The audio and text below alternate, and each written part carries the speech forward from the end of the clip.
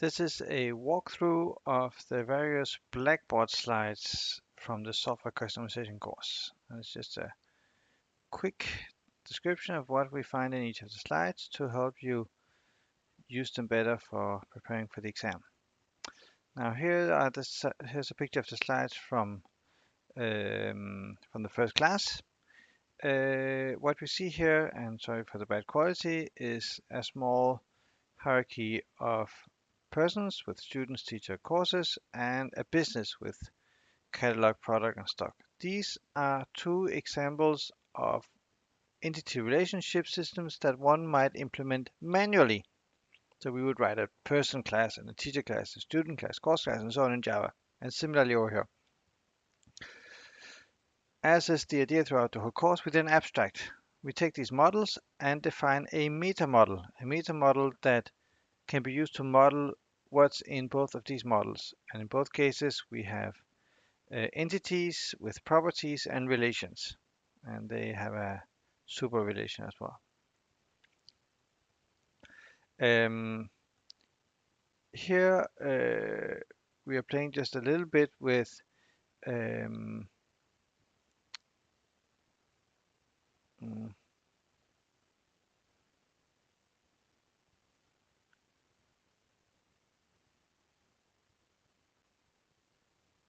okay. So this is a first playing it first with an internal DSL syntax. So here we started by writing, and here you only see the final result: system, university, entity, person, property, and what so on, without all of the Java junk. And then we added the Java junk, seeing that, well, it's not too bad actually. It's an internal DSL. It's not entirely unreadable. It might actually be okay. And then this over here is how it will actually be used. The university is an ER system, and the build method then builds an instance of it like this. Actually, what we have over here. And that's it for the first lecture. Moving on to the second lecture. And here we have two different slides. This is introducing the state machine. So year one of the state machine example is a library. So we have a machine class, a state class, and then we make subclasses of the state class. And in each case, we implement a process event method that says whatever does the state do with an event. And we make lots of different subclasses here because that's what you do when you use a library like this. And we implement lots of times the logic needed to make a transition based on an event. And we look at different state machines here. There are many different examples that basically do the same thing. In every case, we have states with different names, and the transitions always happen in the same way. We receive an event, and then we move to the one that matches. And so year two, which is not shown here, is then making a framework that takes over the execution and performs this transition based on what we provide to the framework. Year three, which is what we see here, is how we then can do an internal DSL for it. And here again, we want to write a state. When we get this event, go to this transition, and when the state goes to these transitions. And we also have this set var with var less than and change var and so on to add actions and conditions to the states. They're fairly specific in this case, but they're what we need. Oh, and here we actually see, sorry, this is what one would need to write manually. That's the year two version with the framework. A machine and a state of is a new state, and we add this state to the machine, and then to this state we then add a transition, and that's a transition object with an effect method and so on. So this is just a small part of what we're seeing here is all of these lines of code, and that's the internal DSL that builds a model rather than the actually sort of manually building the model here. We have a builder that provides a nice interface for instantiating the model. The model, which in any case corresponds to what we have here, the machine that has states and transitions. Something which is slightly funny here that I actually also talked with some of you about in your state machines, but I can see I did the same thing here, is that we are in a way we're mixing the meta model or the model that we execute, a machine with states, with the current state. So the state machine model expresses not only what states are there and what are the transitions, it also expresses what is the currently active state, which is sort of like having a program and the program counter together there, which is slightly weird, but so that might be something I should change for next year, to have a separate executor that then takes the machine as an argument and executes it. I think that would be a nicer separation, and hopefully I'll remember to do that for next year. All right, moving on to lecture 3, which has two different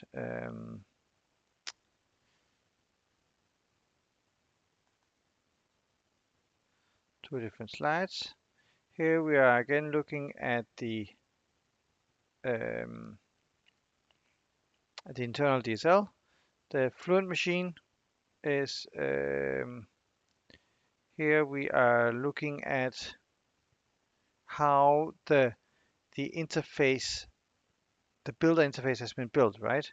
So the transition method of my internal DSL, the one that we saw before, is implemented that then we say, oh, this is we call transition with the name of the event, and here's where it goes to, and so on. And this is discussing how to actually implement this. So when we give, for example, in the fluid machine, this is our DSL interface. When we call this method state with a name, then we say, oh, if there's no current state, or if there's a current state, then save the current state, and in any case, make a new one, which is the one we're then adding to when we call the transition method, the to, and the set state, and so on. These modify the current state, add new transitions to it, and so on. Down here, this is just for completeness. This is the DSL for doing a quick GUI. So we want to be able to organize things like this. And the point here is that this is hierarchical. So if we just dot things together with the method chaining, it's hard to know when a panel stops, right? Because panel.label.label.panel. What does this mean? Is it two panels, one after the other, or is it a panel inside a panel? This syntax here doesn't tell us, which is why in the GUI DSL that I've provided to you,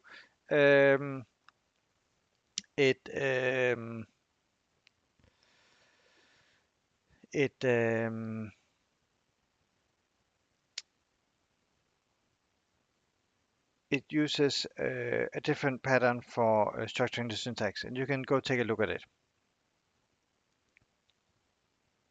It uses nested functions. So moving on to lecture 4. Oh, sorry.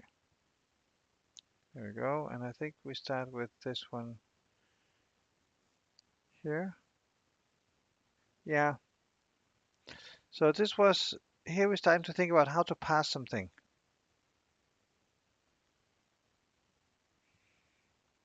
And we were just trying to hand construct how could we pass a small simple program. And probably something like this over here.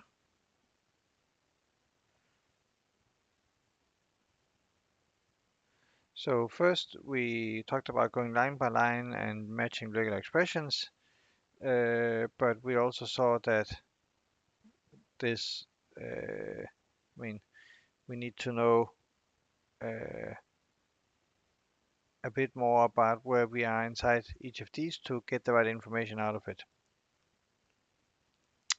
And we were talking about how to, that actually this was quite complicated. We could do it. We could make an algorithm that would read these kinds of programs, but it's complicated and it's not so nice to write this code. So following the mantra of the course, if we have something complicated, we make a language for it. Then comes the notion of a BNF. Now remember, BNF is an abstract language. It's not a concrete language, but of course we can make concrete implementations. Xtext language, the Xtext language, the Xtext grammar language is a form of BNF where they have a concrete implementation. In any case, with our BNF, we always have a root rule, which is essentially saying, oh, our language consists of a sequence of entities, 0 or more. An entity has the token entity, so that is a specific bunch of characters, a non-terminal name, and this one is optional here, and there might be a bunch of members. Members might be one or the other, property or relation. Properties look like this, and relations look like that. Now here, there's nothing, so Xtext has additional features for like saying, if we have a relation, then we can say it was a relation to an entity, and then Xtext will build the model for us. That's not part of a standard BNF, but it is what Xtext provides for us. So this model here that Xtext would be able to build for us, or instances of this model, requires the Xtext ability to resolve identifiers. Otherwise, we would just get a tree structure. Which, do we have that somewhere? No. Okay. An abstract syntax tree is what a normal you would get from a normal BNF, rather than the linked objects that you see here. In the slide down here, we have a small thing, which is the concept about internal and external DSLs being similar in the sense that in both cases we use a meta model, and in both cases we can just run it or we can generate code from it. So we can do the same things. Internal and external DSL is about how we write the syntax. Internal DSL, we write inside another language. External DSL, we define a completely new language that we have to pass ourselves. Moving on to the next one here. Let's see what we have. So this is the revisiting the entity relation system, and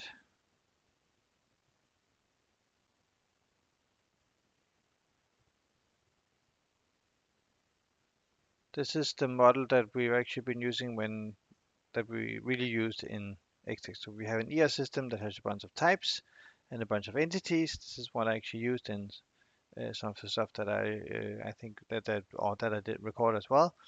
Entities have a number of members. Members are either properties or relations. Properties have an attribute name and a type, which is some type over here, types of names.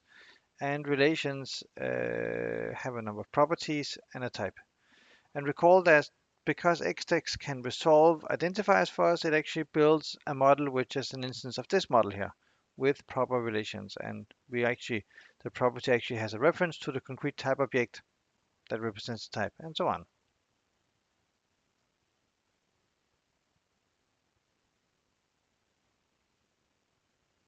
Just a second. Ooh, there was something. Oh, there was something more here. Okay, sorry. So this more here was talking a bit informally about how to really express a grammar for something like Java. So I picked Java because you know it. You wouldn't really use Xtext for Java because Xtext doesn't really scale to something as complicated as Java. Xtext can't resolve identifiers in this way that they're used in Java. It only works for really simple cases like our DSLs. Also, the whole infrastructure generated by Xtext is probably not efficient enough for what we would need to process lots of Java programs. So, I mean, a Java compiler needs to be fast, and an Xtext compiler is not fast. It's convenient and easy to write, but it's not fast. So, a Java program contains a bunch of declarations, forgetting a moment about the package and import and so on. Declarations, class interface or enum. A class has a number of modifiers, might be abstract, it has the abstract keyword, that's the class keyword, a name, which is an ID, implements is optional with a number of interfaces that needs to have commas between them. So there's at least one interface when we say implements, and then there might be any number of interfaces afterwards. And then comes parentheses or brackets, sorry, members, a whole bunch of members. And modifiers could be public and sealed, and a whole bunch of other. Members could be fields, abstract methods, concrete methods, classes, or interfaces, or whatever else you're allowed to put inside Java classes. The real grammar for Java is really, really big and really, really complicated, but this gives you sort of an intuition. The lexer.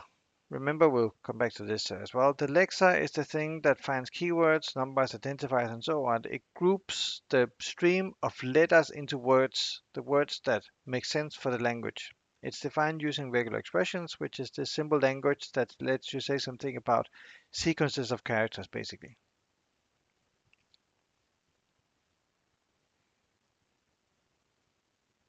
And this is the model corresponding to the grammar here. If you have public abstract class X implementing a bunch of stuff, this is what it would look like. Moving on. Oh, just a second.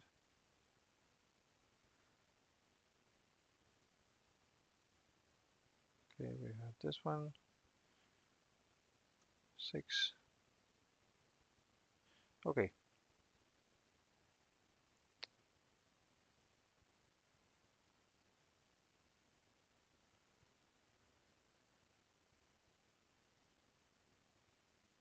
So here we are again talking external versus internal DSLs. This is the external DSL syntax. This is the internal DSL syntax. With the external DSL, we have Eclipse and Xtext Magic to produce our person.java. And with the internal DSL, well, we have our builder, our Fluent interface, that then lets us write something like or get instances of our entity relation system. A big difference is what this looks like in the code when we use it. When we use our external DSL with a code generator, recall we could also have generated code from the internal DSL, but we use our code generator with the external DSL, we get actually a person class. We can call p.setName. When we use our internal DSL here, which is interpreted, then we have entity p equals the new entity, it's in a string, and set attribute, again in a string. So the syntax is somewhat less convenient. Up here, we have a bunch of considerations about meta and what that means. So here we have meta model instance, so that might be a university system, which is an instance of our entity relation system, for which we have a described by a meta model. That's an instance of a UML model, which is an instance of UML, which is defined in terms of itself.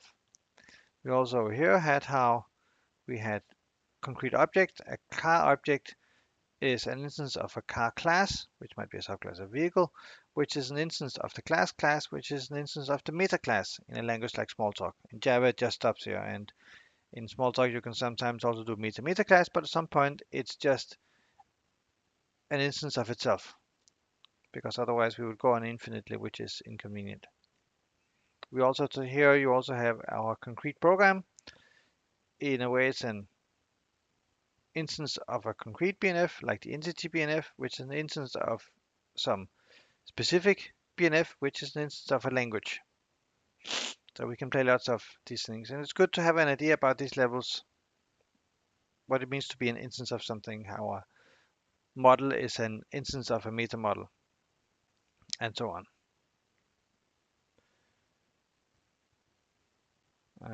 That's it for here. Moving on.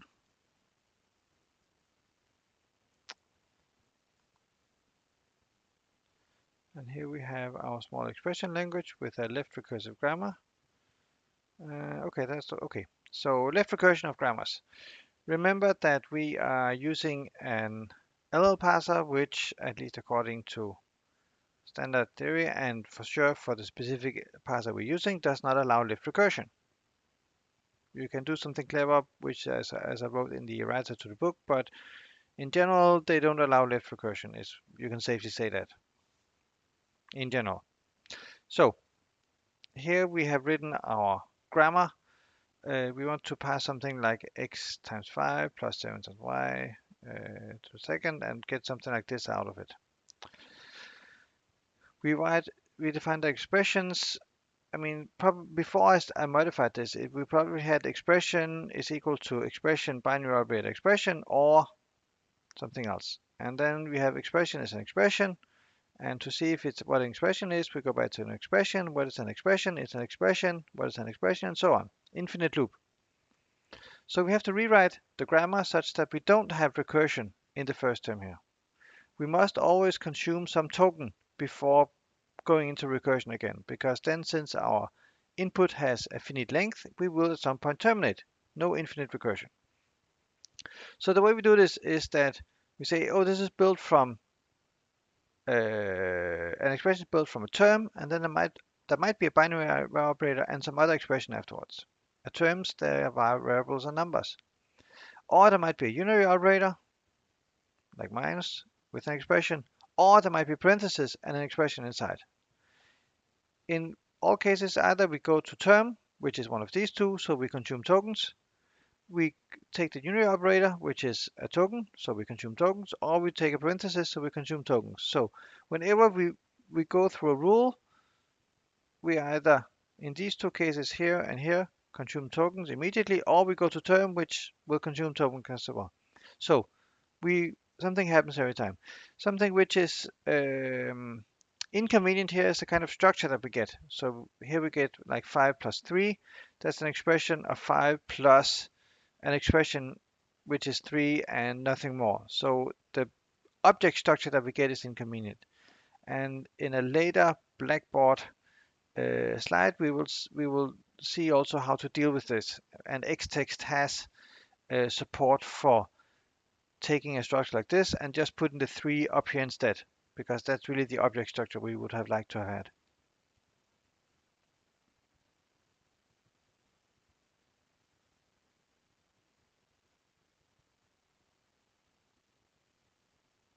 Okay, so from 7 to 9.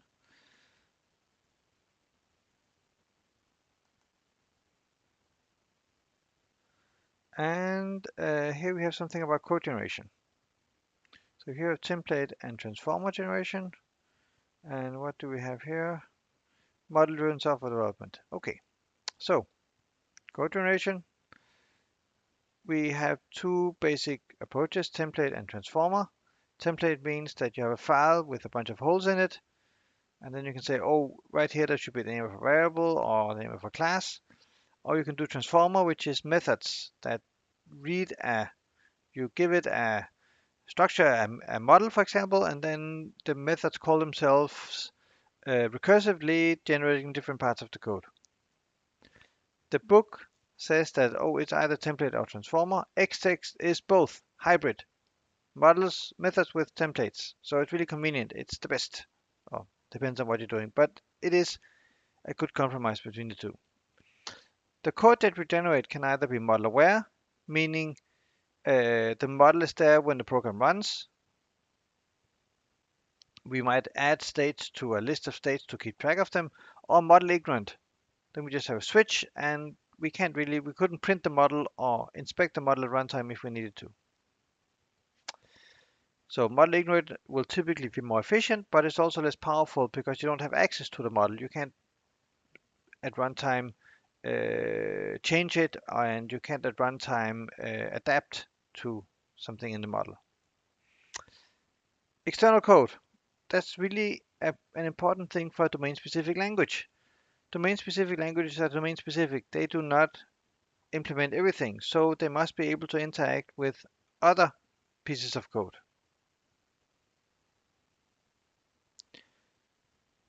Otherwise, it doesn't make sense. So how do we do that? And here we have the example power on of a level, where power on is not implemented inside the state machine. That's something it invokes. And if the state machine code is generated as Java, it will be a Java method. If it was generated as C code, it would be a C function or whatever. But how do we do that? Well, the simple but wrong way would be to emit code that calls some external class.action power on, and then allow the programmer to write this class external here. The problem with the static method, the problem is that if the programmer doesn't write this correctly or doesn't write it at all, then we have errors inside the generated code. And that's very confusing and not very nice. The better approach is the one we have over here, where we generate the interface external that has a list of all of the methods that the user must implement. And we can then our generated code, the class that actually can run and do something, can then take an instance of this interface when you instantiate it. So we can only instantiate our generated code if we provide the missing external operations specified by the interface. This is perfect for what you want. The user can then, with any name they want, implement this interface. If what is needed from the generated code changes, that will change the declaration of the interface. And if it's inconsistent with what the user is providing, the user will be given errors in a useful way. This is nice. Oh, did I remember? Sorry, did I remember both of them? I think it was a bit too fast. Oh, we have model-driven software development. So we went over this a bit fast in class. Make sure to read up on it in the curriculum.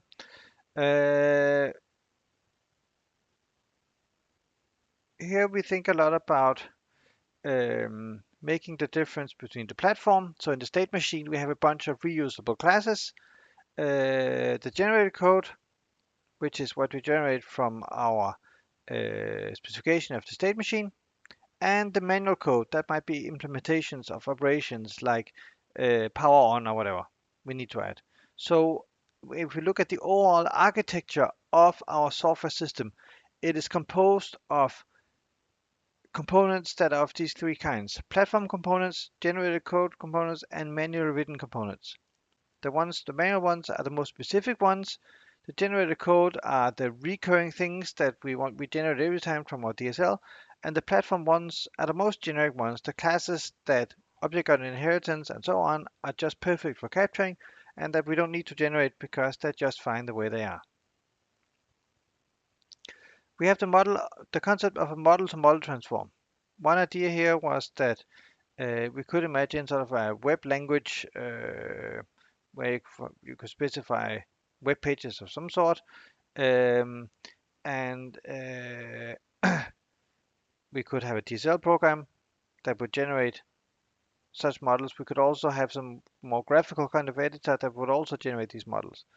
We could then generate J2E code, for example. We could also want to use the entity stuff that we've seen in earlier lectures. So rather than writing a new version of the entity generator, we of course just transform this model into the entity model and then use that to generate code. So we are reusing a code generator. That's what this model-to-model transform is about, reuse. We transform into a model for which we have something available. That might be a code generator that will generate code from the model, or if we wanted to analyze properties of the model, which is the next set of blackboards, we could transform into a model and then do analysis on that model because we already have something there that works. And here the web language that might be something like this with entities and pages and so on, which is why it makes sense to reuse the entity framework. And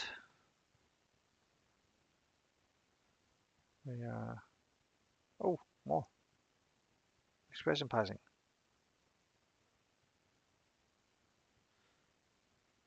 Let's see, what do we have here? Okay.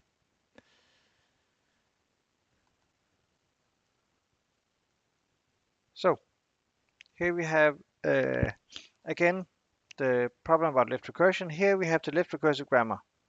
E is either E plus E times E, a variable, a number, or parenthesis. And this is left recursive. to pass. And remember to think of these like recursive function calls, recursive method calls. What is an expression? Well, that's an expression. So how do we pass an expression? Well, we pass an expression by passing an expression. So we must pass an expression. So, and we keep going. We write this instead into expressions and primaries or whatever. So primaries are variables, names, or something with a parenthesis. In each case here, we will be consuming tokens because they're written using concrete tokens. So in this case, we could say that an expression is then one of these primaries, and there might be a plus, or there might be a multiply, and then an expression. And here it's dead simple for the parser to see what's going on. First pass one of these, then go, if there's a plus, it was this rule, if there's a multiply, it was this rule.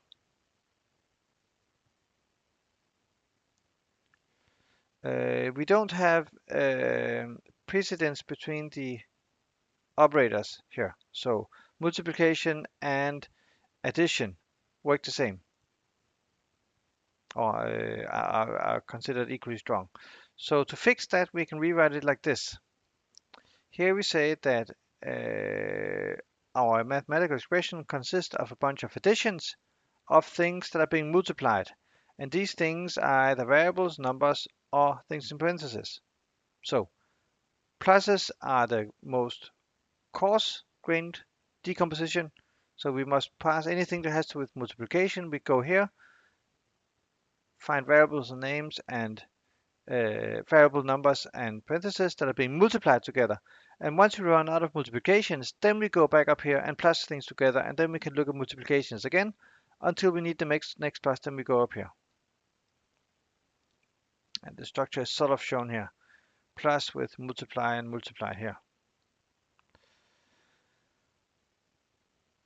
So now we're writing it as X text here. This was just a BNF. So we say left of an addition is this multiplication, and then there might be a right, which is an addition.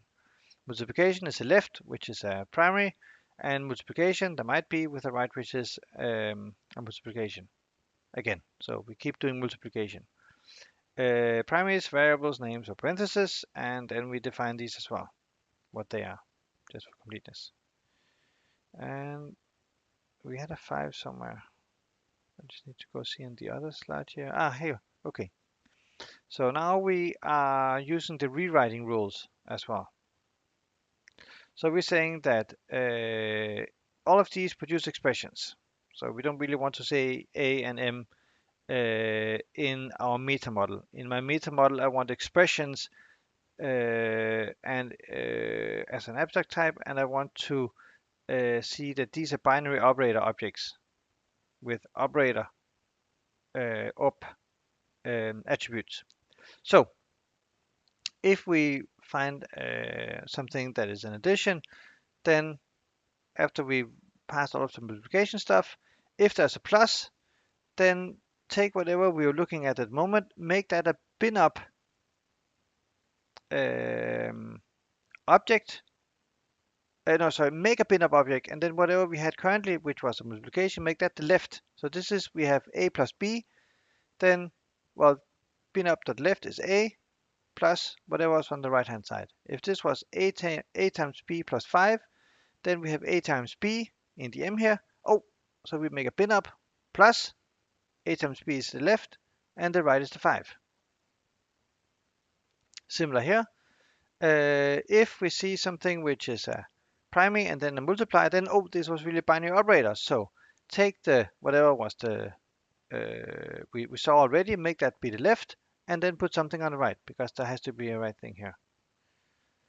And this gives us a tree which pretty much has the right structure. And then I saw there was a 6 up here.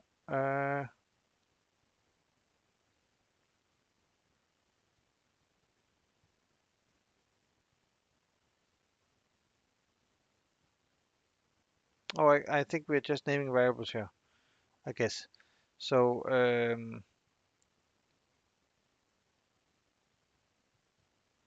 yeah, so we're saying that a program is a bunch of declarations of variables and a single expression. And the variables are declared by var and then the name, which is an ID and a semicolon.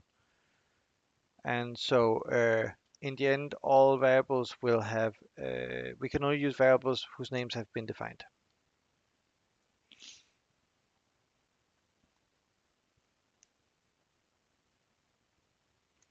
And the last one, this is where I talked about validation.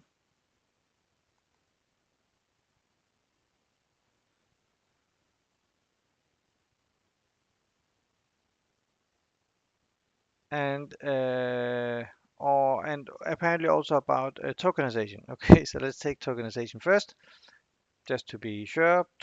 We have characters, CLASS space. There might be two spaces, car and no space here. Tokens, those are the words, class and car and left brace. Parsing then makes an AST, which we can then resolve into a model like this one. And Xtext does this whole stuff for you in one go, seemingly. It actually does each of these phases, but to you it appears as one big thing.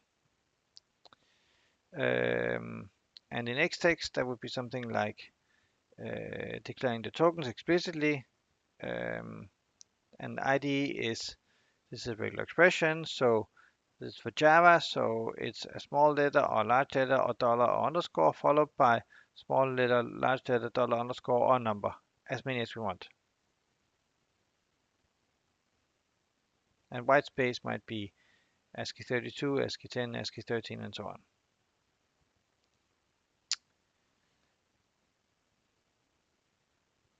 So this was an example of validating something. So this was the code that in Xtext would check if there's a cycle in the entity graph. So if right now the grammar allows us, and the grammar is perfectly fine with, if you don't add this, that we have entity A extends B and entity B extends A. The problem is that this doesn't really make sense, and moreover, when we generate Java code for it, it will have errors because, well, they are um,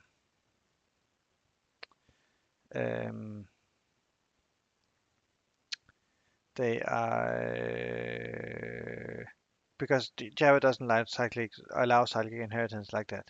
So um, to solve this in extend, we say we use a set of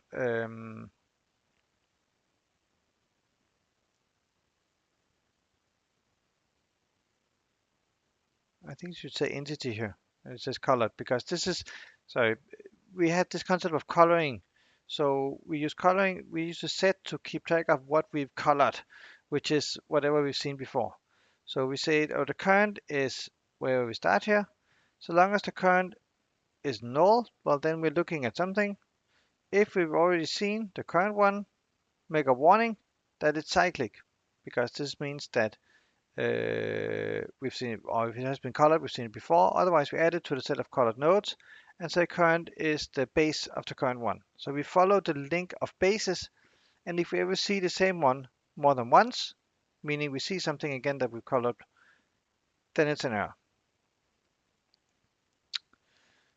Over here we talked about live states, that we want to say, oh, the state of is a live state, meaning it must always be possible to get to the live state. And this was actually a little bit tricky to define precisely. In the end, we wanted to say that from any state I can reach a live state if there is a live state somewhere, I guess. And we had this example here of two states. This is actually an error in the state machine, that we have two states out here where we can't get out of again once we've gotten in here. And this would be an error in our live state machine. And we can essentially use something similar to what we did before. We want to check that if I follow the graph, I can always get eventually to something that's a live state from any of these states. So our checking routine here is given a state, if I follow the graphs and color those I've seen before, so I don't keep going around here, but if I see something again that I've seen before, I don't go there again. Then eventually, if I follow all arrows to states that I can get to, I will get to a live state. If that's not the case, we will signal an error in the program. Taking a step back, the point here was that in a domain-specific language, we can do validation. Validation that is not possible in a general purpose language.